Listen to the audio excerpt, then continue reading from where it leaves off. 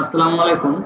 আজকে আমরা দেখব আমরা যে হেড অফিসে বীমার কাগজ পাঠাই ইন্স্যুরেন্স অ্যাডজাস্টের সেগুলা তো পাঠাবো, সেগুলোর সাথে সাথে একটা রিকোয়েস্টের নতুন সিস্টেম অ্যাড হয়েছে, সেটা আমরা কিভাবে দিব এটা একটু আমরা দেখি।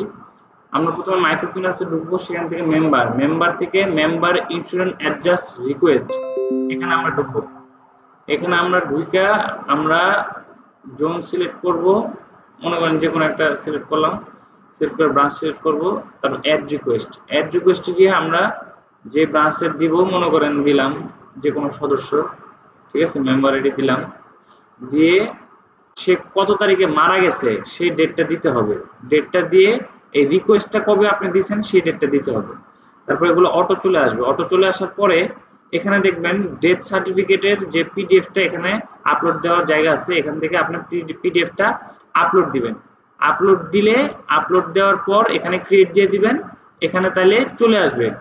এখানে চলে আসার পর আপনারা দেখতে পাবেন এখানে এরিয়া ম্যানেজার, জোনাল ম্যানেজারের অ্যাপ্রুভালের জায়গা আছে, অর্থাৎ তারা অ্যাপ্রুভাল দেওয়ার পর হেড অফিস অ্যাপ্রুভাল করবে। সুতরাং এই জিনিসটা হেড অফিসে যখন কাগজ পাঠাবেন, কাগজ পাঠানোর পরই এই বীমা সমন্বয়ের রিকোয়েস্টটা এখান থেকে দিতে হবে। দেওয়ার পর এরিয়া ম্যানেজার এবং জোনাল ম্যানেজার অ্যাপ্রুভ করার পরেই হেড অফিস অ্যাপ্রুভ করবে।